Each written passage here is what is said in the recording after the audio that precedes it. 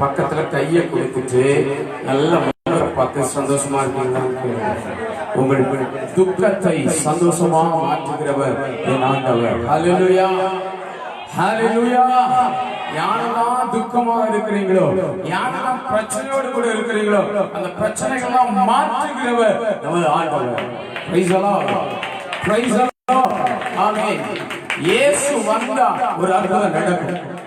இயேசு வந்தா போது வீட்டுக்குள்ள, இயேசு வந்தா போது இதயத்துல, இயேசு குடும்பத்துல வந்தா போது, இயேசு வாழ்க்கையில வந்தா போது ஒரு அற்புதம் நமது வாழ்க்கையில நடந்தே தீரும். அல்லேலூயா. நல்ல கைகளை தட்டி ஆண்டவரே நாமத்தை மகிமைப்படுத்துங்க. இன்னைக்கு காலையில இந்த இடத்துல இயேசு வந்திருக்கிறார். அவர் நம்முடைய வாழ்க்கையில ஒரு அற்புதங்களை செய்ய போகிறார். விசுவாசிக்கிற தேவ பிள்ளைங்க நல்ல கையை மேல தலைக்கு மேல தட்டி சொல்லுங்க, என் வாழ்க்கையில ஒரு அற்புதத்தை கட்டு செய்ய போகிறார். சுவிசேஷம் 11வது அதிகாரம் 28வது வசனத்தை நாம் வாசிப்போம். யோவானுக்கு எழுதின சுவிசேஷம் 27ஆம் அதிகாரம் 11வது அதிகாரம் 28வது வசனம். யோவான் 11:28. யோவான் 11:20. அவள் போய் தன் சகோதரியான மரியாளை ரகசியமாய் அழைத்து, போதகர் வந்திருக்கிறார், உன்னை அழைக்கிறார் என்றார். ஒரு அழகான சொல்லுங்க பார்க்கலாம். ஒரு அழகான வார்த்தை. தன் சகோதரியாகிய மரியாளை மாத்தாள் போய் ரகசியமாக அழைக்கிறார். அழைச்சிட்டு அவ என்ன சொல்றா? போதகர் வந்திருக்கிறார், அவர் உன்னை அழைக்கிறார் என்று சொல்கிறார். அல்லேலூயா. இயேசு என்கிற இயேசு மேய்ப்பர், இயேசு என்கிற கடவுள் அவர் நம்மை அழைத்தார் என்று சொன்னால் அவர் ஒரு நன்மைக்கு நமக்கு குறை வருத்தவே மாட்டார். அல்லேலூயா. உன்னை அழைச்சது இயேசுவாக இருக்கணும், உன்னை அழைச்சது இரட்சகராக இருக்கணும், உன்னை அழைச்சது திரியேக தெய்வமாகிய இயேசுவாக இருக்கணும். அவர் அழைச்சார் என்று சொன்னால் நாம் பாடுவது போல சொன்ன சொல்லை காப்பாற்றுகிறவர். அவர் கடைசி மூச்சு வரைக்கும் நம்மளை கடைபிடிச்சு நடத்துகிற ஒரு தேவனாக இருக்கிறார். Price the Lord, praise the Lord. இப்போ மார்த்தாள் வந்து மரியாதையை சொல்றார். மார்த்தாளும் மரியாளும் இருக்கிற வீட்டுக்குள்ளாட ஒரு பிரச்சனை. கவனிங்க, நீங்க என்ன கவனமா கவனிச்சாதான் இந்த வார்த்தையுடைய அர்த்தம் உங்களுக்கு புரியும். இல்லைன்னு சொன்னா அது உங்களுக்கு புரியாது. அதனால கவனமாக தேவ சத்தத்தை நீங்க என் கூட சேர்ந்து கவனிக்கணும். ஆண்டவர் வந்து தேவனுடைய வார்த்தை எங்கு வெளிப்பட்டதோ அங்கு விடுதலை வந்து, வார்த்தை எங்கெல்லாம் வெளிப்படுகிறதோ அங்கெல்லாம் ஒரு அற்புதம் நடக்கும். வார்த்தை யாரெல்லாம் விசுவாசிக்கிறீங்களோ அங்க ஒரு அற்புதம் நடக்கும். தேவ வார்த்தை நம்மளை புடமிடும். Price the Lord. தேவ வார்த்தை நம்ம என்ன செய்யுமா? புடமிடுமா. அதாவது நல்ல பொல்லன் கையில் இருக்கிற அந்த தங்கத்தை போல தீயில போட்டு உருக்கி எடுத்து அந்த கழிவுகளை அகற்றி தேவன் நம்மளை சுத்த பொன்னாக விளங்க பண்ண போகிறார். Price the Lord, praise the Lord. இந்த இடத்துல மார்த்தாளும் மரியாளுங்கிற ரெண்டு சகோதரிமார் இருக்கிறாங்க. ரெண்டு சகோதரிகளுக்கும் ஒரு சகோதரன் தான். நீங்க எத்தனை பேர் பிரசங்கத்தை கேட்டு இருப்பீங்க, இதுக்கு முன்னாடி நீங்க படிச்சிருக்கலாம், கேட்டு இருக்கலாம். ஆனால் எனக்குள்ள தேவன் சொன்ன தேவன் சில வார்த்தைகளை மாத்திரம் சொல்லி நான் திருவிருந்துக்கு நேராக கடந்து போக போகிறோம். மரியாள் வீட்டுக்குள்ளாடி இருக்கிறார். மார்த்தாள் ஓடி வந்து மரியாளை கூப்பிடுறார். மரியாள் என்ன செஞ்சுட்டு இருந்தா வீட்டுல? என்ன செஞ்சுட்டு இருந்திருப்பாங்க?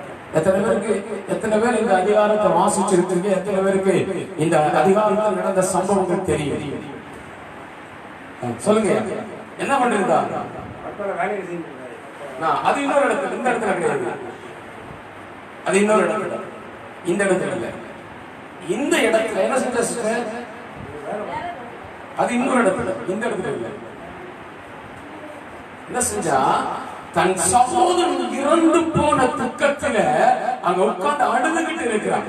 யாரும் நம்மை தேற்றுவதற்கு இல்லையே, யாரும் நமக்கு ஆறுதல் சொல்வதற்கு இல்லையே என்று சொல்லி மார்த்தாளும் மரியாளும் தன் வீட்டுக்குள்ளாடி தான் அதிகமாக நேசித்த தனது சகோதரனாகிய லாசரு மரித்து போனதை நினைத்து அவர்கள் துக்கம் கொண்டாடி கொண்டிருக்கிறார்கள். யூதர்களுடைய வம்சத்தின்படி அல்லது யூதர்களுடைய கலாச்சாரத்தின்படி ஒரு மனிதன் இறந்து விட்டால் கிட்டத்தட்ட 4 நாட்கள் அவர்கள் வீட்டுகளில் துக்கம் கொண்டாடுவார்கள். வீடுகளில் வந்து துக்கம் விசாரிப்பார்கள். அதுவரைக்கும் வீட்டுக்குள்ளாடி இருக்கிற எந்த ஜனமானாலும் அவர்கள் வெளியே போக மாட்டார்கள். ஏனென்று சொன்னால் யூதர்களுடைய முறையின்படி எல்லா யூதர்களும் அந்த வீட்டுக்கு துக்க வீட்டிற்கு வந்து அந்த துக்கமா இருக்கிறவனை பார்த்து ஆறுதல் சொல்லுவார்கள். மனுஷங்க என்ன ஆறுதல் சொன்னாலும் ஒரு மனிதனுடைய மனம் ஆறுதல் அடையவே செய்யாது. மனுஷனுடைய மனம் ஆறுதல் அடையணும்னா இயேசு வரணும். இயேசு வந்தா மாத்திரம்தான் சமாதானம், இயேசு வந்தாதான் நிம்மதி, இயேசு வந்தாதான் ஆறுதல், இயேசு வந்தாதான் சந்தோஷம். இப்ப இயேசு வந்திருக்கிறார், அப்ப சமாதானம் இருக்குமா இருக்காது? ஒரு அற்புதம் நடக்குமா? உங்க வீட்டுக்குள்ளாடி எல்லாம் இயேசு இருந்தா உங்க வீடு ஒரு அற்புதத்தின் வீடாக மாறும். உங்க வீட்டுக்குள்ளாடி இயேசு இருந்தா உங்க வீட்டுக்குள்ளாடி சில அதிசயங்கள் நடக்கும். உங்க வீட்டுக்குள்ளாடி இயேசு இருந்தா, உங்க இருதயத்துல இயேசு இருந்தா, உங்க வாழ்க்கையில இயேசு இருந்தா, நீ நினைச்சிடாத, நீ எதையெல்லாம் நினைச்சு கூட பார்க்க முடியாத சில அற்புதங்களை கர்த்தர் உங்களுக்காக செய்தெடுக்க போகிறார். மனுஷனோட பார்வை எல்லாம் அசாத்தியமாக இருக்கும். மனுஷனோட பார்க்கும்போது இது நடக்காது என்று சொல்லுவாங்க. மனுஷர்கள் பார்க்கும்போது இது எப்படியாக முடியும் என்று சொல்லுவாங்க. ஆனா நான் சொல்றேன், இயேசு சொல்றாரு, தேவன் வந்தார், இயேசு வந்தார், மனிதர்களால் முடியாது என்று சொல்லி ஒதுக்கப்பட்டதை தேவன் ஒரு புதிய ஆரம்பத்தை உண்டு பண்ணுவார். Praise the Lord. Praise the Lord. நல்ல சத்தோட சொல்லுங்க மகன். நல்ல வார்த்தைகளை செவிப்படுத்த கேளுங்க. இயேசு வார்த்தைகளை அனுப்புற போது, இயேசு வாயில் அந்த வார்த்தையை கேட்ட போது ஒரு அற்புதம் நடந்துச்சுன்னா, இன்னைக்கு இந்த மாதத்துல 10வது மாதத்தினுடைய முதல் நாள் ஞாயிற்றுக்கிழமையில தேவனுடைய வார்த்தை கேட்டுக்கொண்டிருக்கிற தேவ பிள்ளையே, உன் வாழ்க்கையை கர்த்தர் அற்புதத்தை செய்தெடுக்க போகிறார். விசுவாசிக்க நல்ல கரங்களை காட்டு.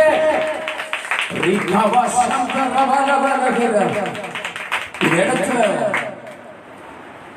மார்த்தாளுடையும் மரியாளுடையும் சகோதரன் லாசரு வியாதியா இருக்கும்போதே இயேசுக்கு சொல்லி அனுப்புறாங்க. இயேசு யூதேயா தேசத்தில் இருக்கிறார்.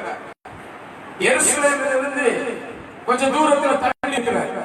கிட்டத்தட்ட ஒரு 8 மைல் அப்படின்னா 8 10 கிலோமீட்டருக்கு அந்த சைடு இயேசு இருக்கிறார். இப்போ லாசரு வியாதியாக இருக்கிறார். மார்த்தாளும் மரியாளும் ஒரு தடவை கூப்பிட்டு சொல்றாங்க, இயேசு அந்த இடத்துல இருக்கிறாரு, நீ போய் சொல்லிட்டு வா, லாசரு வியாதியாக இருக்கிறாங்க என்று சொல்லி. ஒரு வேலைக்காரன் வருங்க, இயேசுவை பார்த்து சொல்லுகிறான். கவனிங்க, நல்லா கவனிக்கணும். கணக்கு சில கணக்குகளை நான் கேட்பேன், கரெக்டா சொல்றேன். பெத்தானியா கிராமத்திலிருந்து வேலைக்காரன் புறப்படுகிறான். இயேசு இருக்கிற இடத்துக்கு வருவதற்கு ஒரு நாள் ஆச்சு. எதனால ஆச்சு? ஒரு நாள். இயேசுவை வந்து சந்திக்கிறான். இயேசுவை சந்தித்து சொல்றான், நீங்க நேசிக்கிற உங்க குடும்பம், அதாவது நீங்க நேசிக்கிற உங்க மார்த்தாளும் மரியாளுடைய குடும்பத்தில் உள்ள சகோதரன் லாசரு மரண அவஸ்தையில் இருக்கிறான், அவன் மரித்து போவான், உங்களை அழைக்கிறான் என்று சொன்னான். இயேசுவோட வார்த்தை காதுல வாங்குவார். அந்த மனுஷன் இயேசுவிட செய்தியை கொடுத்துட்டு அங்கிருந்து திரும்ப மீண்டும் மார்த்தாளும் மரியாளும் வாடுகிற பெத்தானியா அப்படிங்கிற கிராமத்துக்கு வருகிறான். அவன் வருவதற்கு ஒரு நாள். மொத்தம் எத்தனை நாள் ஆச்சு? 2 நாள் ஆச்சு. இயேசு இந்த வார்த்தைகள்லாம் கேட்டுட்டு மீண்டும் என்ன பண்ணாரு? உடனே கிளம்பி வரல. உடனே ஆண்டவர் என்ன செஞ்சாரு? அப்படியாப்பா, சரிப்பா, நம்ம ஜெபம் அப்படின்னு சொல்லிட்டு ஆண்டவர் அனுப்பிட்டார். அங்கிருந்து ஆண்டவர் ஒரு மீண்டும் ஒரு 8 கிலோமீட்டர் தூரத்துக்கு ஊழியத்துக்காக போறார். அங்க ஊழியத்துக்காக போயிருக்கிறார். அங்க இயேசு போறாரு, அங்க தங்கி இருக்கிறாங்க. 2 நாள் இயேசு அங்க தங்கி இருக்கிறார். இப்ப மொத்தம் எத்தனை நாள் ஆச்சு? 4 நாள் ஆச்சு. 4வது நாளில் இயேசு இருந்த இடத்துக்கு ஒரு செய்தி வருது. நீங்கள் நேசிக்கிற, நீங்கள் அன்பாய் இருந்த லாசரு மரித்து போனான் என்று இயேசு தன் ஆவியில கலங்குகிறார். இயேசு அதை குறித்து வேதனைப்படுகிறார். உடனே பக்கத்துல இருக்கிறவங்க சொல்லுவாங்கல்ல இல்லையா, சிஸ்டரோட பிள்ளைக்கு ஜாண்டிஸ் மஞ்சக்காம வந்தப்போ அவங்க வந்து கரலையா இருக்கு பாமாஸ் அந்த சைடுக்கு கொண்டு போக சொன்னாங்க. நாங்க சொன்ன அங்கெல்லாம் போகாதே, இயேசு வருவாரு, இயேசுவை நம்புங்க, ஒரு அற்புதம் நடக்குன்னு சொல்றோம். இயேசுவை நம்புறாங்க. ஆனாலும் அவங்ககிட்ட சொல்லுவாங்க, நீங்க ஊழியக்காரர் சொல்றது கேட்காத, பிள்ளை கொண்டுட்டு என்ன செஞ்சு கரலையாரு போயிரு அப்படின்னு இருக்காங்க. அவங்க போகல, அவங்க நம்பினாங்க, அவங்க காரியத்தை கர்த்தர் நடத்தினார். இங்கதான் இருக்கிறார், ஸ்வீட் என்னதான் இருக்கு மஞ்சக்காமோட எல்லாரும் சொல்றாங்க, பாஸ்டர் சொல்றதை கேட்காத, பாஸ்டர் சொல்றதை கேட்காத, பிள்ளை கூட்டிட்டு ஓடி பிள்ளை கூட்டிட்டு மருந்த கொடுங்க. நான் சொல்றேன் போகலாம், இந்த வேத வசனத்தை விசுவாசிங்க, அவர் அற்புதத்தை செய்வார் என்று சொல்லி அல்லேலூயா. போய் செக் பண்ணி பார்த்தாங்க, பிள்ளைக்கு வரவ மஞ்சக்காமலே இல்லை. Price the Lord, praise the Lord. அப்போ இங்க இதே மாதிரிதான் ஒருத்தர் ஏதாவது சொல்லுவாங்க, நீ போகாதமாக, நீ செய்யாதமாக. இயேசு கவனிக்கிறீங்க, இயேசு அந்த கிராமத்துல இருக்கும் போதும் சீசர்லாம் சொல்றாங்க, ஐயா எஸ்ஐயா நீங்க போயிருந்தா போதுமே, அவர் லாசர் படைச்சிருப்பாங்க, நீங்க ஏன் போகல, நீங்க ஏன் செய்யல, நீங்க தான் ரொம்ப நேசிச்ச குடும்பமாச்சு, அவங்களுக்காக நீங்க அதிகமா பிரயாசப்பட்டீங்க, அவங்களுக்கு தான் அதிகமா ஜெபம் பண்ணீங்க, இப்ப செத்து போயிட்டானே. இயேசு என்ன சொன்னா தெரியுமா? இயேசு என்ன சொல்லிருப்பாரு? இப்படி சொல்லுவேன், இப்படி சொல்லுவேன், நான் இருக்கிறேன், நீங்க நான் இங்க இருக்கிறேன், நான் எங்க ஊருக்கு போயிடுறேன், அங்க எனக்கு ஃபோன் பண்ணுறீங்க, பாஸ்டர் என்னால உடம்பு சொல்ல பாஸ்டர் ஜெபம் பண்ணுங்க பாஸ்டர் அப்படிங்கிறீங்க, ஜெபம் பண்றேன், அப்புறம் நீங்க வாங்க பாஸ்டர் வந்து ஜெபம் பண்ணுங்க அப்படிங்கிறீங்க, நான் எங்க சூழ்நிலை வர முடியல, அப்புறம் நீங்க கொஞ்ச நாள் கழிச்சு வர ஒரு அசம்பாவம் நடந்து போச்சு, வந்து உடனே என்ன சொல்லுங்க? பேசுங்க பாஸ்டர், நீங்க அன்னைக்கு வந்து ஜெபம் பண்ணிருக்காங்களா பாஸ்டர், நீங்க அன்னைக்கு வராம போயிட்டீங்களா பாஸ்டர், இப்ப பாருங்க நீங்க வந்திருந்தா அந்த மனுஷன் பொழைச்சுப்பா, நீங்க வந்தா ஒரு விடுதலை உண்டு, இயேசு வந்தா ஒரு அற்புதம் நடக்கும், இயேசு வந்தா ஒரு விடுதலை நடக்கும், இயேசு வந்தா சில கட்டுகள் உடையும், இயேசு வந்தா சில செய்வனைகள் மாறும், இயேசு வந்தா சிலவற்றை கர்த்தர் சில நன்மையான காரியங்களை அவர் செய்தெடுக்க வல்லவராக இருக்கிறார். இயேசு வந்த சீசன்லாம் சொன்னாங்க, நீங்க போயிட்டீங்களா ஆண்டவரே, நீங்க இருந்தா, நீங்க போயிருந்தா, நீங்க ஜெபம் பண்ணிருந்தா லாசரு பொழைச்சிருப்பாருன்னு சொல்லி. ஆனா அதனுடைய உத்வேகம், அதனுடைய அர்த்தம் இயேசுக்கு மட்டும்தான் தெரியும். லாசரு மரித்து போனது தேவனுடைய நாமம் மகிமைப்பட போகுது என்று சொல்லி. அல்லேலூயா. இது சீசனுக்கு தெரியாது, கூட இருக்கவங்களுக்கு தெரியாது, அங்க ஒரு அற்புதம் நடக்க போகுதுன்னு சொல்லி தெரியாது. ஆனா ஈஸ்வர சாதிலே வாங்க, இயேசு கவலையோடு கூட 4வது நாள் அங்கிருந்து பெத்தானியா கிராமத்திற்கு இயேசு வருகிறார். இந்த பெத்தானியா கிராமத்துக்கு ஒரு சிறப்பு என்னன்னு தெரியுமா? எல்லாம் ஊழியக்காரங்களா இருக்கிறாங்க, சொல்லுங்க பார்க்கலாம். பெத்தானியா கிராமத்திற்கு ஒரு சிறப்பு உண்டு, என்னன்னு சொல்லுங்க? பெத்தானியா கிராமத்துக்கு முக்கியத்துவம் உண்டு. என்னையா? பெத்தானியா கிராமத்துக்கு முக்கியத்துவம் உண்டு, என்னன்னு தெரியுமா?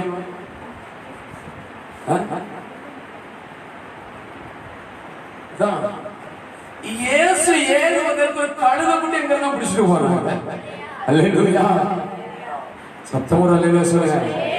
இயேசு ஏறுவதற்கு, இயேசு பவனி வருவதற்கு இங்கிருந்து பெத்தானியா கிராமத்திலிருந்து ஒருவரும் ஏறாத கட்டப்பட்ட கட்டுகளினால் இருந்த ஒரு கழுதை குட்டியதான் இயேசுவுக்கு தேவைப்பட்டுச்சு.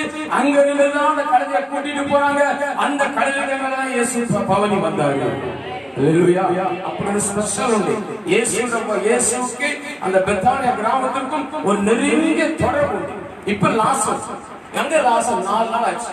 4 நாள் அண்ணன் இயேசு கிராமத்துக்கு முன்னாடி வரதுக்கு முன்னாடி என்ட்ரு ஆகிறாரு. நம்ம மானூர் வரும்போது மானூர் போலீஸ் ஸ்டேஷன் என்ட்ரு ஆனோட நம்ம எங்க வந்துடும் சொல்லுவோம், மானூர் முன்னாடி வந்தாச்சு. இயேசு வருகிறார் அப்படி தெரிஞ்சோன்னா மாத்தா ஓடி போனா இயேசு கிட்ட ஓடி போய் தன்னுடைய ஆவலாதிகள், தன்னுடைய வேதனைகள் எல்லாம் இயேசுட கொட்டுறாரு. நீ சொல்றா, நீ இருந்தா போதுமே, நீ ஏன் எங்களை விட்டுட்டு போனீரு, நீ எங்க கூட இருந்தா போதுமே, ஏன் என் சகோதரன் உயிரோடு இருக்கும்போது நீ வரல, இப்ப என்னத்துக்கு வந்தீங்க? நம்ம பாஷையில பேசுனா, நம்ம பாஷையில சொன்னா எப்படி சொல்லிருக்கோம்? சொல்லுங்க.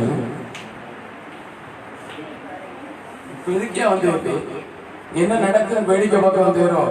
என் தம்பி உயிரோடு இருக்கும் போது சொல்லி விட்டேன், அன்னைக்கு வரல, இன்னைக்கு வந்து இருக்கிறது. நீ எதுக்கு வந்தேரு? கேட்போமா? கேட்க மாட்டோம். கேட்போமா? சொல்ல கேட்போம், கண்டிப்பா கேட்போம். இப்ப எதுக்கு வந்தேரு?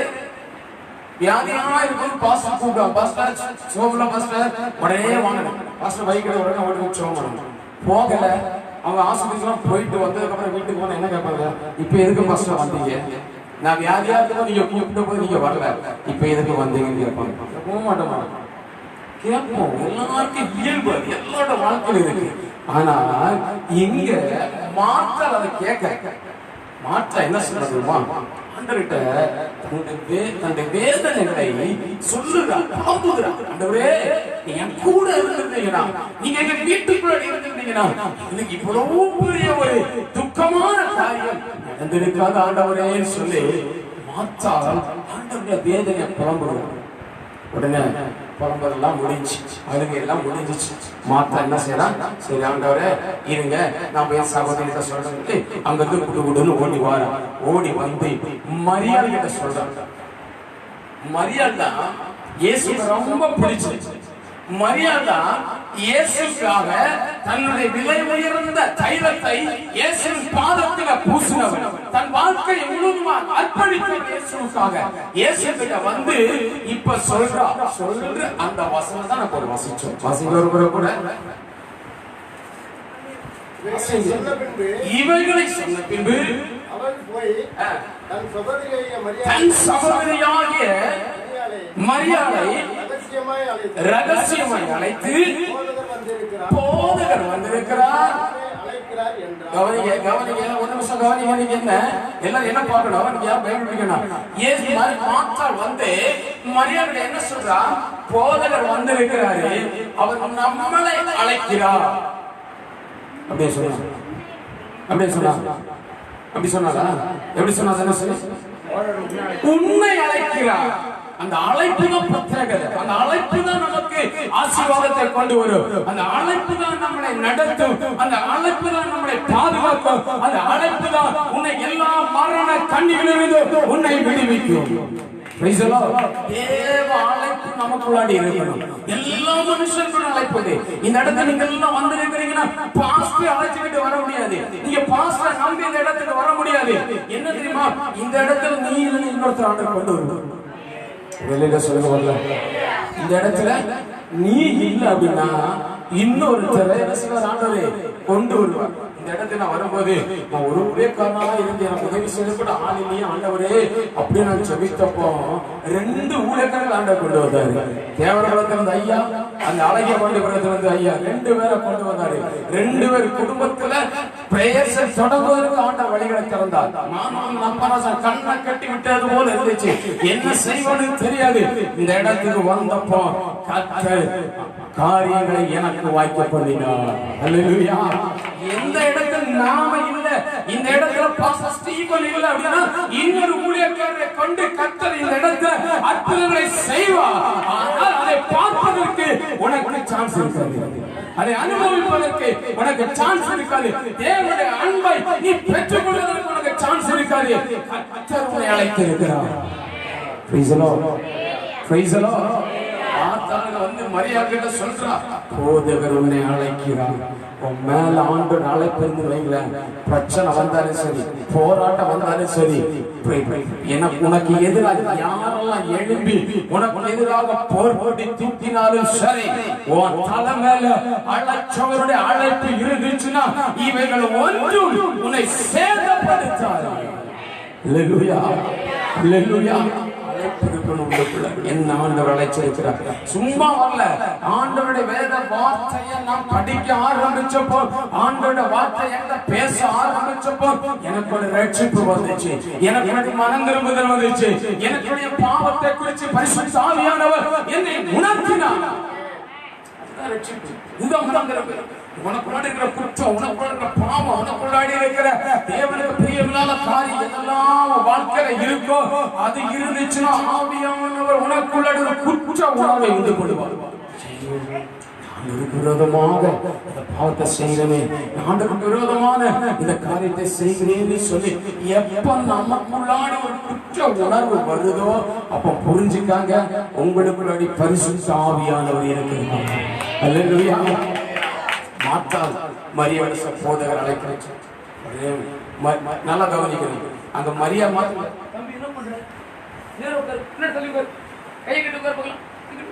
நல்ல வசனத்தை கேட்கணும், ஒன்றாவது கேள்வி. ஓகே ஏஞ்சல் நல்ல பொண்ணு. இப்ப பாரு அத கேட்டு ஏஞ்சல் இருக்குதா.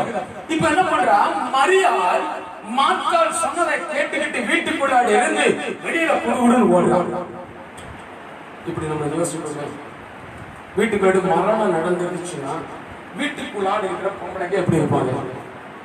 நல்ல குளிச்சு தலை நிறைய பூ வச்சு பொட்டு வச்சு நல்ல வீடெல்லாம் நல்லா ஒயிட் வாஷ் பண்ணி நல்ல பெர்ஃப்யூம்லாம் அடிச்சு நல்லா புது ட்ரெஸ் எல்லாம் போட்டு அப்படி ஹாயா உட்காந்துருக்குமா?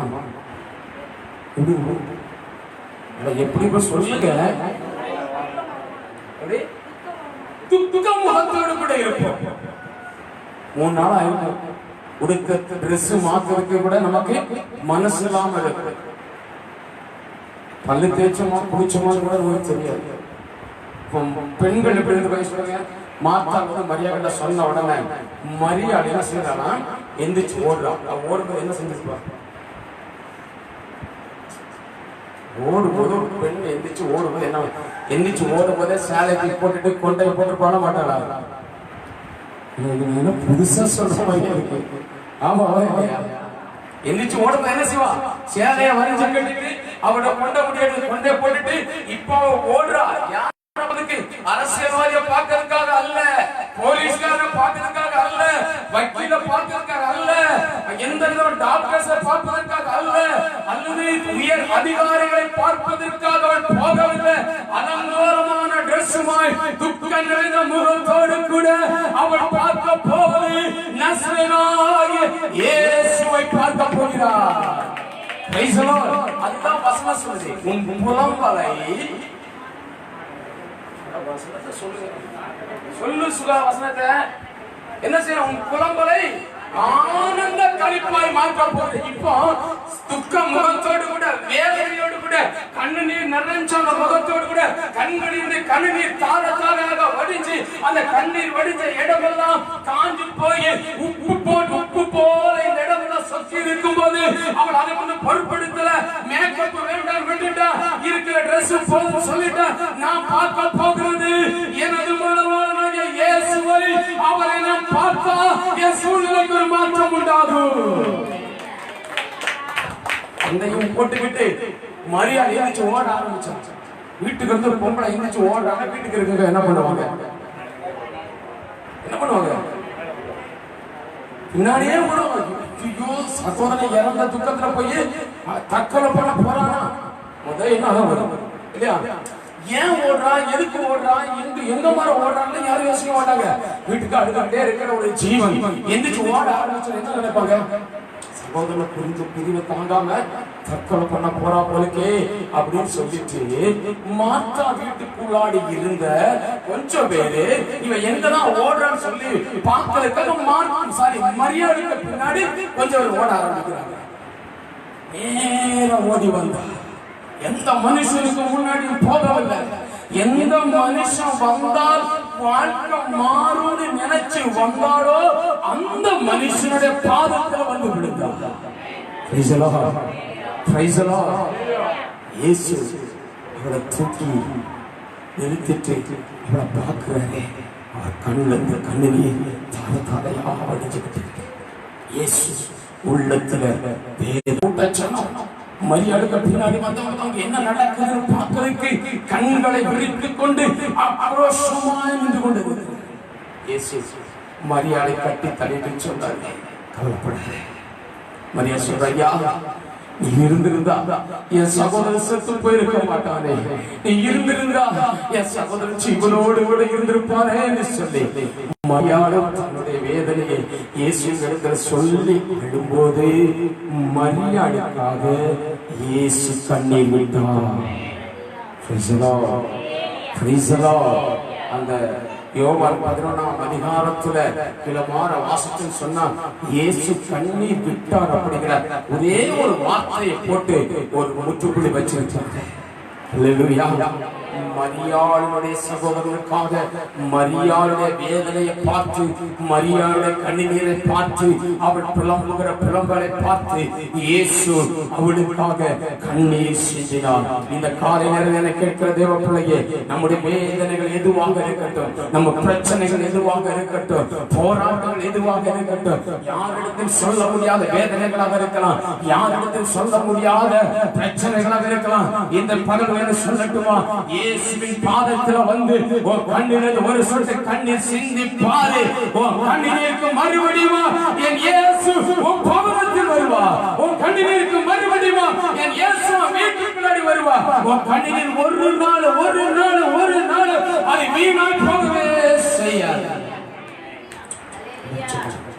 கண்ணீரை என் பொருத்தில் வைத்திருக்கிறேன், என் பாத்திரத்தில் வைத்திருக்கிறேன் என்று சொன்னார். இப்ப மரியாதை எங்க மாவன யார எங்க மரியா இயேசுவை கூட்டிக்கிட்டு மரியா மாத்தா யூதர்களுடைய ஒரு கூட்ட ஜனம் எல்லாம் லாசரு வைத்த கல்லறைக்கு வருகிறார்கள். மரியா சொல்ற, ஐயா இந்த கொடையில தான் அவர் வச்சிருக்காரு. யூதர்களை எப்படி அடக்கம் பண்ணுவாங்கன்னா, ஒரு பாறையை குடைஞ்சி கொகை மாதிரி எடுத்துட்டு அதுக்குள்ளாடி வச்சுட்டு இந்த ஒரு பெரிய உருண்டையான கல்லை எடுத்து அந்த வாசலை அடைச்சிருவாங்க. அதுதான் யூதர்களுடைய கல்லறை. இப்ப இயேசுவிட்ட வந்து சொன்னாரு, ஐயா இந்த கல்லறையில ஐயா என் தம்பியை வச்சு சொல்றாரு, வேதனையோடு கூட அந்த கல்லை புரட்டுங்கள் அப்படின்னு சொல்றாரு.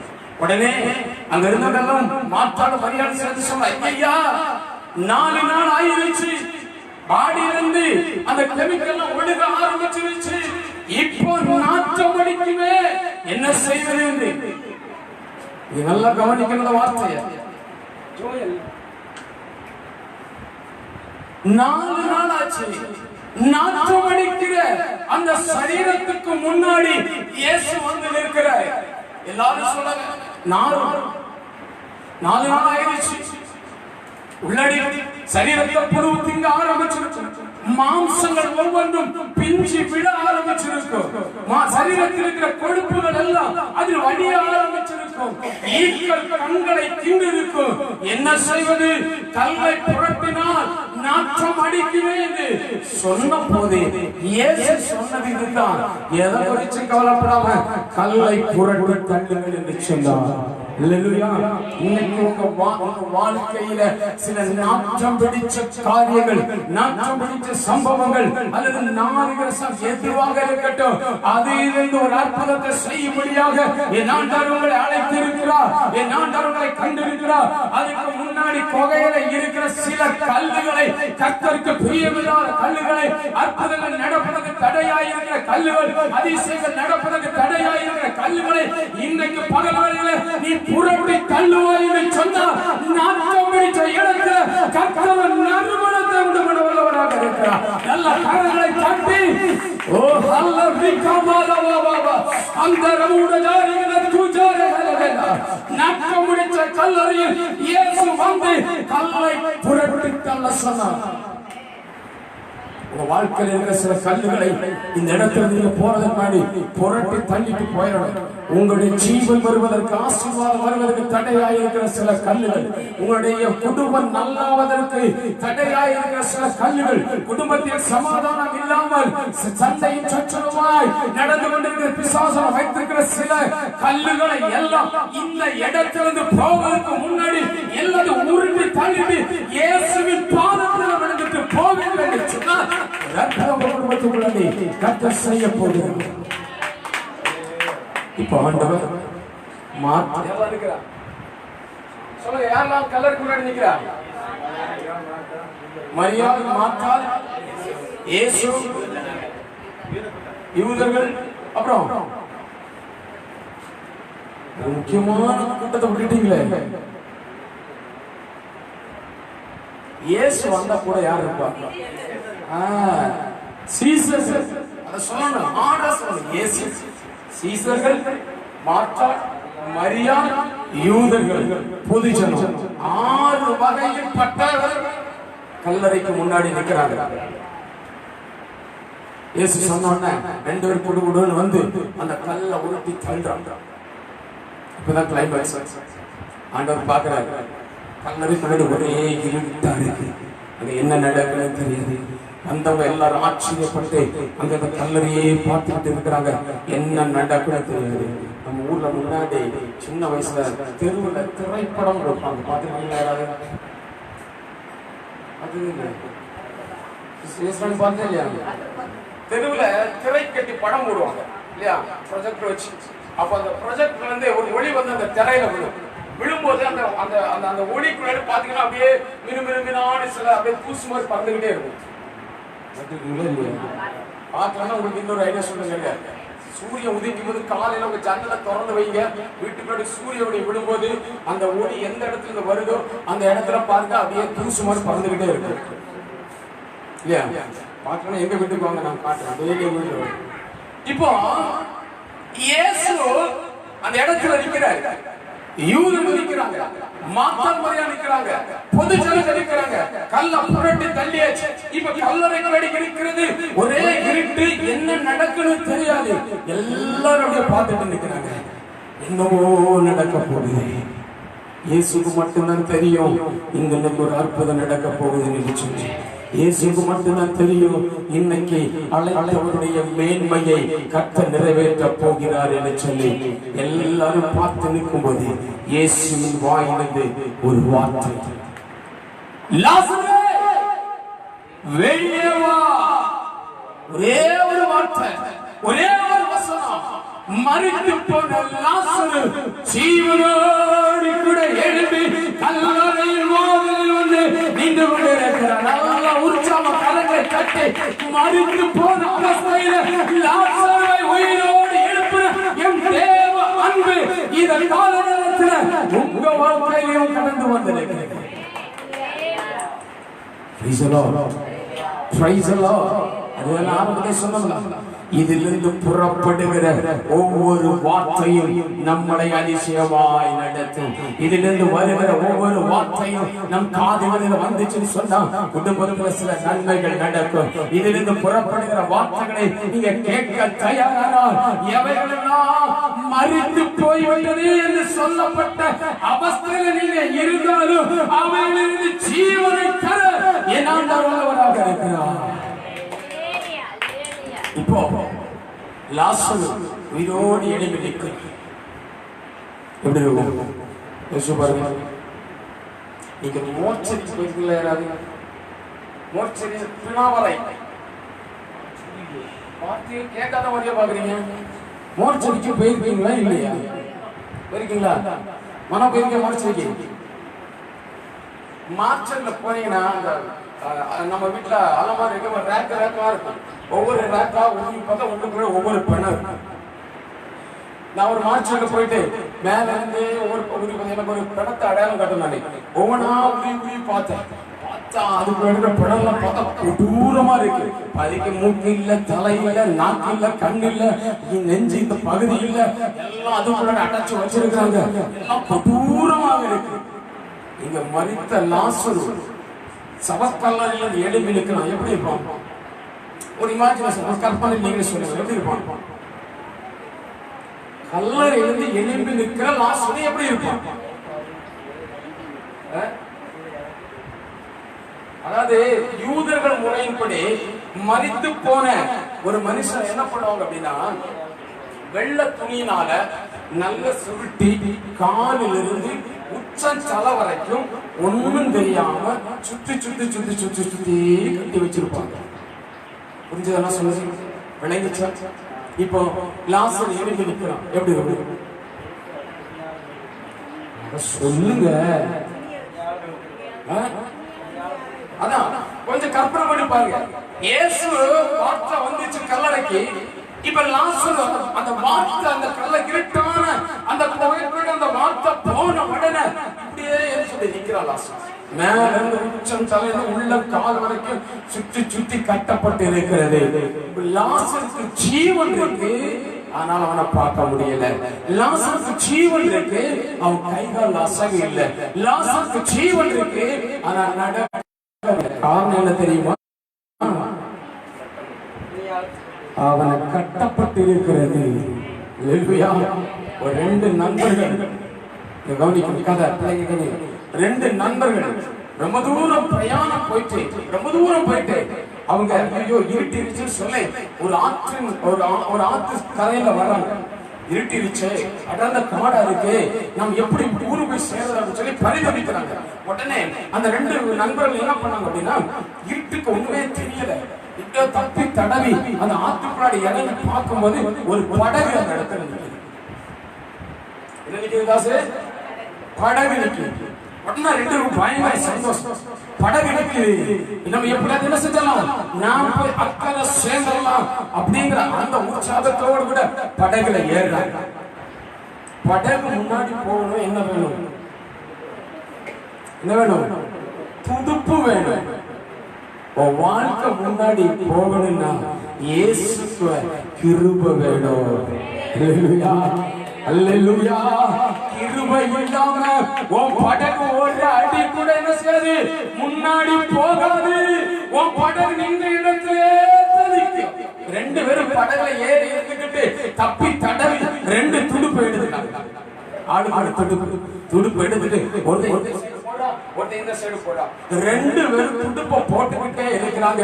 படகு நகுண்ட பாடில்ல, அதிலே வேகத்தை கூட்டுறாங்க. தனக்கு உண்டான பலத்தை முழுவதும் போட்டு அந்த துடுப்பை போட்டு தண்ணீரை தொலைகிறாங்க. இப்போ போயிடும் சொல்லி தொலைச்சுக்கிட்டே இருக்கிறாங்க. நேரம் போய்கிட்டே இருக்கு. சூரியன் உதிக்காராச்சு, சூரியன் உதிச்சிருச்சு. இப்போ பாக்குறாங்க, ஐயோ ராத்திரி முழுக்க ஒரே இடத்துல நின்று இருக்கோம், நம்ம படகு முன்னாடி போகவே இல்லை. உன் படகு முன்னாடி போகணும்னா சில கட்டுகள் அறுக்கப்பட வேண்டும். உன் படகு என்கிற வாழ்க்கை, உன் படகு என்கிற உங்க வாழ்க்கை சரியான பாதையில முன்னாடி போகணும்னா சில கட்டுகள் என்ன செய்யப்படணும், அறுக்கப்படணும். இந்த ரெண்டு பேரும் இந்த படகை தொலைஞ்சுக்கிட்டு சூரியன் உதிச்சு வந்த போது படகை திரும்பி பார்க்கறாங்க. அங்க பெரிய கைத்தினால படகு கட்டப்பட்டு இருக்கிறது. என்ன பிரயோஜனம்? அத்தனை முழுக்கும் கஷ்டப்பட்டாங்க. படகுல அந்த துடுப்பை போட்டு தண்ணியை போட்டு தாவுறாங்க, தள்ளுறாங்க. எப்படியாவது முன்னாடி போயிடலாம், எப்படியாவது ஒரு ஆசீர்வாதம் வந்துடாதா, எப்படியாவது ஆண்டவருடைய கிருபை கிடைச்சிடாதான்னு சொல்லி தங்களோட தனக்கு இருக்கிற பலத்தோடு கூட படகை போட்டு தொலைகிறாங்க. ஒரு பிரயோஜனம் இல்லை. காரியம் என்னன்னு தெரியுமா? படகு என்ன செய்யப்பட்டிருக்கு, கட்டப்பட்டிருக்கு. இயேசு ஏறுகிற அந்த கழுதை குட்டிய ஆண்டவர் என்ன சொல்லிட்டார் தெரியுமா? நீங்கள் போய் கட்டப்பட்டிருக்கிற கழுதையை அவிழ்த்துக் கொண்டு வாருங்கள் என்று சொன்னார். அல்லேலூயா. இன்னைக்கு ராத்திரி இன்னைக்கு பகல் வேளையில உங்க வாழ்க்கையில உங்க படகு, வாழ்க்கை என்கிற படகு முன்னாடி போகணும்னா கிருபை என்கிற என்ன இருக்கணும், துடுப்பு இருக்கணும். இது இருந்தா மட்டும் போராது. உன் படகு முன்னாடி போக விடாம பிசாசு கட்டி இருக்கிற சில கட்டுகளை நீ அறுத்து எறிய வேண்டும். அந்த கட்டுகள் நம்மளால் இருக்க முடியாது. கட்டுகளை உடைக்கிறவர், கட்டுகளை அறுக்கிறவர் இயேசு வந்தா கட்டுகள் உடையும். இயேசு வந்தா கட்டுகள் அவிழ்க்கப்படும். இயேசு வந்தா வாழ்க்கை என்கிற படகு முன்பாக கடந்து போகும். எனக்கு பரிசுத்த ஆவியின் நிறைவு சொல்லட்டுமா? உன் வாழ்க்கை என்கிற படகை நீங்க முன்பாக கொண்டு போக விரும்புகிறேன் என்று சொன்னால் இன்னைக்கு உன் வீட்டுக்குள்ளாடி இயேசு இருக்கணும், உன் படகுக்குள்ளாடி இயேசு இருக்கணும், உன் வாழ்க்கையில இயேசு இருக்கணும். இயேசு இல்லாத ஒரு படகு அக்கறை போய் சேராது. இயேசு இல்லாத ஒரு படகு தண்ணீர மூழ்கி போகும். இயேசு இல்லாத ஒரு படகு அலை வரும்போதும் காற்று வரும்போதும் பெருமழை பெய்யும் போதும் அவைகள் ஆட தொடங்கிடும். அவை முங்கி போய்விடும். தண்ணீர் மேல் நடந்தவர், ஒரே ஒரு வார்த்தையால் காற்றையும் கடலையும் அதட்டினவர் படகுல இருப்பார் என்று சொன்னார். வாழ்க்கை ஆசீர்வாதமாய் மாறும். இயேசு லாசரை வெளியே வர சொன்னப்போ கட்டுகளோடு கூட நிற்கிறான். இப்ப இயேசு சொன்ன அடுத்த வார்த்தை, அவன் கட்டுகளை அவிழ்த்து விடுங்கள் இயேசு. வார்த்தை கேட்ட மாத்திரத்துல எல்லாரும் ஓடி சென்று லாசருடைய கட்டுகளை அவிழ்க்க தொடங்கினார்கள். லாசர் கட்டுகள் தலையிலிருந்து ஒவ்வொரு கட்டாய் அவிழ்க்க அவிழ்க்க அவிழ்க்க தலை நெற்றில் இருக்கிற கட்டு அவிழ்க்கப்பட்ட போது, கண்களில் இருந்த கட்டுகள் அவிழ்க்கப்பட்ட போது அவருடைய கண்கள் சிமிழத் தொடங்கினது. அவருடைய மூடி வைக்கப்பட்ட கண்கள் இமைகள் ரெண்டும் அசைய தொடங்கினது. இதில் கட்டியிருக்கிற கட்டுகளை அவர் சுற்றி எடுத்த போது லாசருடைய கண்கள் திறக்க ஆரம்பித்தது. லாசரு கண்ணு திறந்தப்போ அவன் பார்த்தது தனக்கு முன்பாக இருக்கிற சர்வ சக்தனாய இயேசுவை அவன் பார்த்தான். Price the Lord, praise the Lord. இயேசுவை முதல் பார்வையே அவன் யாரை பார்த்தான்? இயேசுவை பார்க்கணும். உன் பார்வை இயேசுவுக்கு மேல இருக்கணும். உன் பார்வை டிவி சீரியல் மேல இருக்க கூடாது. உன் பார்வை அதே வால் போஸ்டர்ல இருக்க கூடாது. ஆபாசமான காட்சிகளை பார்ப்பதற்கு உன் பார்வை இருக்க கூடாது. உன் பார்வை முழுவதும் நசரேயனாகிய இயேசுவின் மேல் இருக்க வேண்டும். அடுத்த கட்டு அவிழ்க்க தொடங்கினப்போ கழுத்திலிருந்து ஒவ்வொரு சுட்டு சுட்டா கீழே கொண்டு வர ஆரம்பித்தப்போ இருதயத்தின் மேல இருந்த கட்டுகள் அவிழ்க்க தொடங்கின போது லாசருடைய இருதயம் துடிக்க ஆரம்பித்தது. லாசருடைய இருதயம் துடிக்க ஆரம்பித்தது. லாசருடைய மூளை வேலை செய்ய ஆரம்பித்தது. Price the Lord, praise the Lord. நீ வேலை செய்ய விடாம உன் மூளையை மந்தமாக்கி வச்சிருக்கிற கட்டுகளை கர்த்தர் இன்னைக்கு பகல் வேளையில உடைக்க, உன் குடும்பத்துக்கு ஒரு ஆசீர்வாதம் வர முடியாமல் மந்தப்படுத்தி வைத்திருக்கிற கட்டுகளை கர்த்தர் இந்த காலையில் அறுக்கிறார். சாபத்தின் கட்டுகளை கர்த்தர் உடைக்கணும். விபச்சாரத்தில் வேசித்தனத்தின் கட்டுகளை கர்த்தர் உடைத்தெறிவார். லாசரை சுற்றி இந்த கட்டுகள் ஒவ்வொருவராக அவிழ்க்க தொடங்கினது. அவருடைய கைகள் ஆடத் தொடங்கினது. அவர் கால்கள் நடக்க தொடங்கினது. இப்ப பார்த்துக் கொண்டிருந்த ஜனங்கள் இயேசுவின் நாமத்தை உயர்த்த தொடங்கினார்கள். கண்களை மூடுவோமா? இந்த கால நேரத்தில் கேட்ட வார்த்தைகளுக்கு முன்பாக நம்முடைய வாழ்க்கையை அர்ப்பணித்துக் கொடுப்போம். திருவிருந்துக்கு நேராக நாம் கடந்து போக போகிறோம். ரட்சிக்கப்பட்டு மூழ்கி ஞானஸ்தானம் எடுத்து தெய்வ சபையில அங்கமாய் தேவனுடைய வார்த்தைக்கு சட்ட திட்டங்களுக்கு கீழ்ப்படிந்து நடக்கிற தேவ பிள்ளைகள் அனைவரும் இந்த கர்த்தருடைய பந்தியில நீங்க பங்கு பெறலாம். லாசருடைய வாழ்க்கையில இயேசு வந்த போது எல்லாவற்றையும் கர்த்தர் மாற்றினார். இந்த நறுமை தேவ பிள்ளையே, உன் வாழ்க்கையில சில கட்டுகள் இருக்கலாம். யாருக்கிட்ட போய் சொல்லுவோம்? யார் எனக்கு உதவி செய்வா? எல்லாரும் என்னை ஒதுக்கி இருக்கிறாங்க. எல்லாரும் என்னை நிராகரிக்கிறாங்க. என்ன செய்வேன்? எங்க போவை அப்படின்னு கலங்குற தேவ பிள்ளையே, பரிசுத்த ஆவியானவர் என்னை பார்த்து சொல்லுவது, கலங்காதே, உன்னை பெயர் சொல்லி அழைத்திருக்கிறேன், உன்னை கைவிட மாட்டேன் என்று ஆண்டவர் சொல்கிறார். எவ்வளவு வேதனைகளாக இருக்கட்டும், எவ்வளவு நெருக்கங்களாக இருக்கட்டும், எவ்வளவு இன்னல்களாக இருக்கட்டும், போராட்டங்களாக இருக்கட்டும், பிரச்சனைகளாக இருக்கட்டும், அவமானங்களாக இருக்கட்டும், நிந்தைகளாக இருக்கட்டும், தெய்வ பிள்ளையே, எதை குறித்து கலங்காதே. இயேசு வந்திருக்கிறார். உன் வீட்டுக்கு இயேசு வந்திருக்கிறார். உன் இருதயத்தில் இயேசு வந்திருக்கிறார். உன் குடும்பத்துக்கு இயேசு வந்திருக்கிறார். சகல கட்டுகளையும் அவர் மாற்றுவார். அது செய்வனைகளாக இருக்கட்டும், பில்லி சூன்யமாக இருக்கட்டும், மாந்திரவாதிகளுடைய கட்டுகளாக இருக்கட்டும், பொல்லாதவான மண்டலத்தினுடைய கட்டுகளாக இருக்கட்டும், உறக்கத்தின் கட்டுகளாக இருக்கட்டும், உறக்கிட்டே இருக்கிறோம். உறக்கத்தின் நாளோட பிடிச்சிருக்கிறோம்.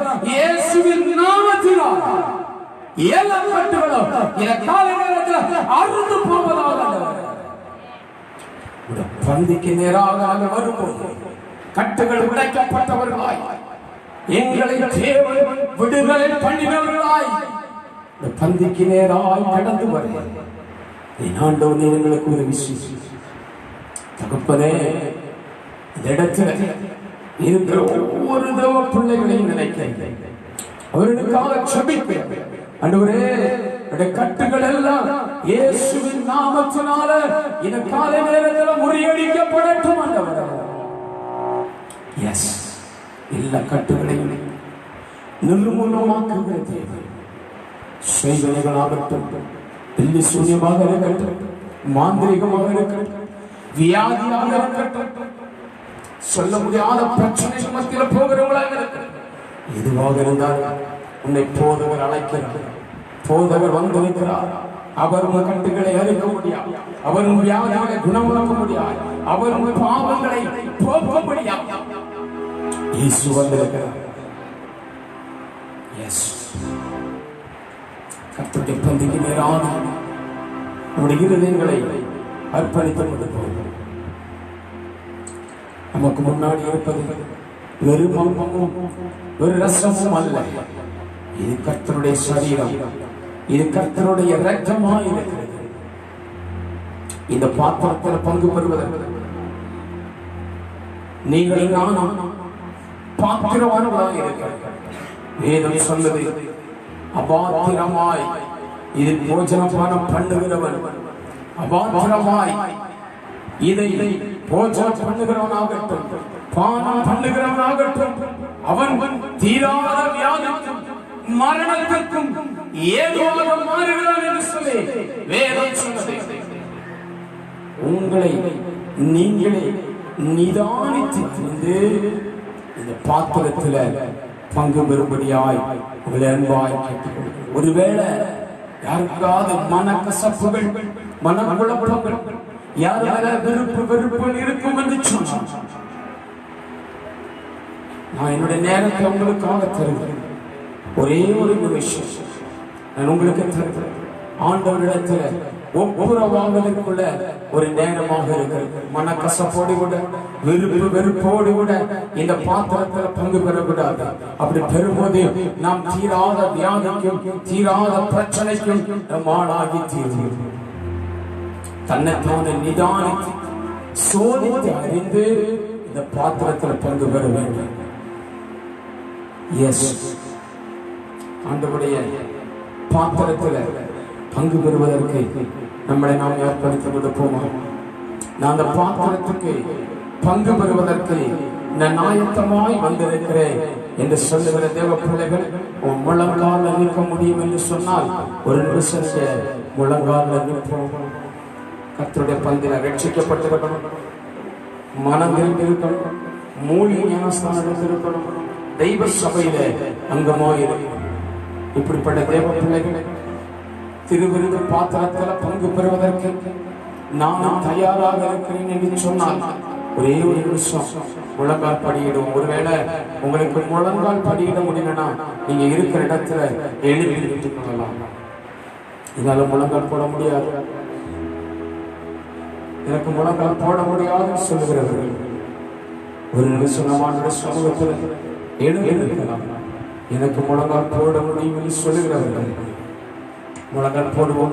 நான் என்னுடைய நேரத்தை உங்களுக்காக தருகிற ஒரே ஒரு நிமிஷம் நான் ஒரு பாடலுடைய ஒரு சரணத்தை பாடும்போது நீங்கள் உங்களை ஆண்டவருக்கு முன்பாக ஒருமுகப்படுத்துகிற ஒரு நேரம், ஆண்டவருக்கு முன்பாக உங்களை அர்ப்பணிக்கிற ஒரு நேரம்.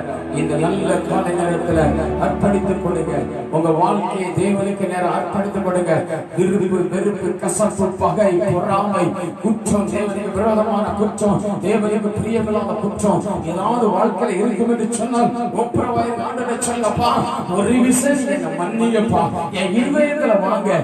நீங்க வந்த போது மரித்த லாசர் உயிரோடு கூட எழுப்பினான் என்று சொன்னார். ஆண்டவரே, இந்த காலை நேரத்துல என் இருதயத்துல நீங்க வாங்க ஆண்டவரே, என்ன அதற்கு தயார்படுத்துங்க, என்ன அதற்கு ஆயத்தப்படுத்துங்க ஆண்டவரே.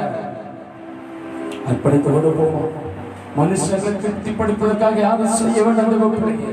நாம் வியாதிஸ்தர்களாய் மாறிவிடக்கூடாது, மரணத்துக்கு பாத்திரவான்களா நாம் மாறிவிடக்கூடாது. அதற்காகத்தான் உங்களை அர்ப்பணிக்க சொல்லுங்கள். அர்ப்பணித்துக் கொண்டு போகும்போது எல்லாத்தையும் சமர்ப்பணித்துக் கொள்ளுங்கள். ஒரு பாடலுடைய ஒரு சரணத்தை பாடி உன்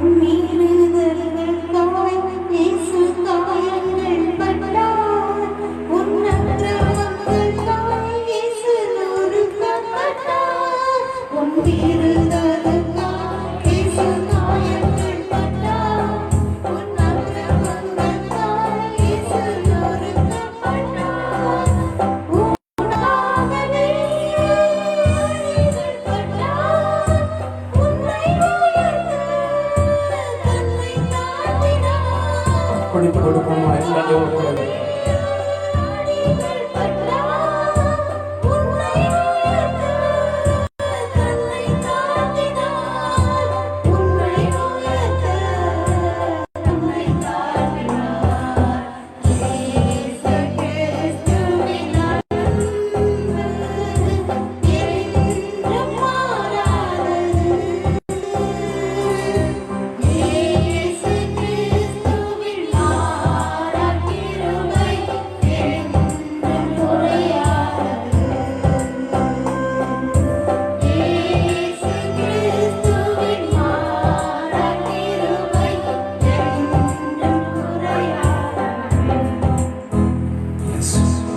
நாம் உள்கிரீடம் நமக்காக அவர் சூடினார்.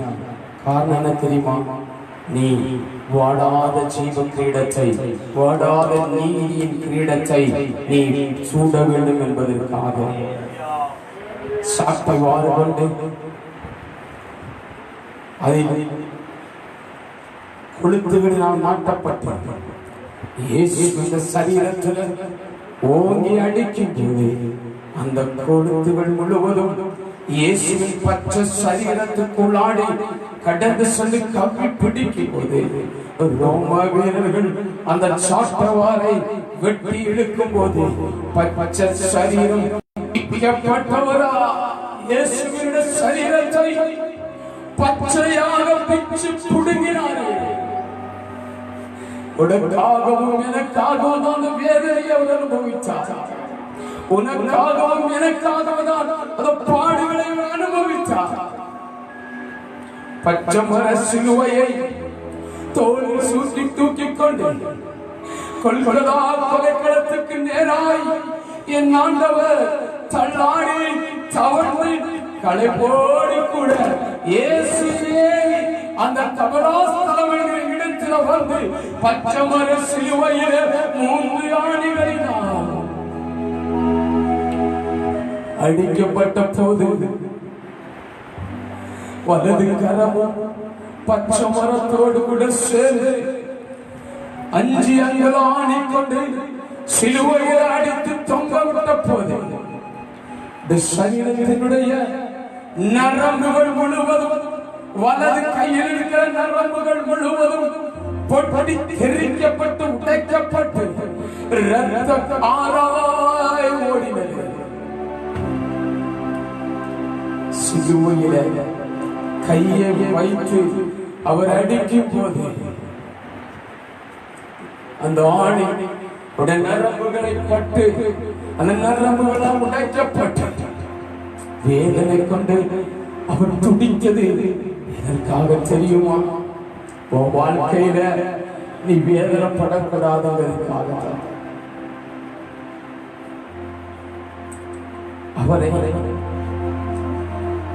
நிர்வாணமாய் சிலுவையில அடிக்கப்பட்ட அரை நிர்வாணமாக அடிக்கப்பட்ட அவருடைய வஸ்திரத்தின் மீது சீட்டு போட்டார்.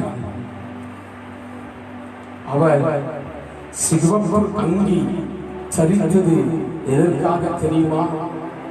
நீ வெண்மை வஸ்திரம் தரிக்கப்பட வேண்டும் என்பதற்காக. வெண்மை வஸ்திரம் எதற்கு அடையாளமாக இருக்கிறது தெரியுமா? ஜெயிக்கிறவனுக்கு அடையாளமாக இருக்கிறது. நீ வெண்மை வஸ்திரம் தரித்தவனாக ஆண்டவர்களை பெற்றார். இந்த நல்ல ஆண்டவருடைய இரத்தமும் இந்த ஆண்டவருடைய சரீரமும் நமக்கு முன்பாக இருக்கிறது. அர்ப்பணித்துக் கொடுப்போமா? நேசிக்கிற நல்ல தகப்பனே, இந்த அப்பத்தையும் ரசத்தை நீர் எங்களுக்கு ஆசீர்வதித்தார். தொடர்ந்து நடக்கிற காரியங்களை பரிசுத்த ஆவியானவர் பொறுப்பெடுத்து நாம மகிமைப்படும் இயேசுவின் நாமத்தில் ஜெபிக்கிறோம். ஜீவனுள்ள நல்ல பிதாவே, வேதத்திலிருந்து ஒரு வசனத்தை நான் வாசிக்கிறேன். கவனமாக கவனிங்க. நான் உங்களுக்கு 1 கொரிந்தியர் புஸ்தகம் 11ஆம் அதிகாரம் 23வது வசனத்திலிருந்து நான் உங்களுக்கு ஒப்புவித்ததை கர்த்தரிடத்தில் பெற்றுக்கொண்டேன். என்னவெனில் கர்த்தராகிய இயேசு தாம் காட்டிக் கொடுக்கப்பட்ட அந்த ராத்திரியிலே அப்பத்தை எடுத்து ஸ்தோத்திரம் பண்ணி அதை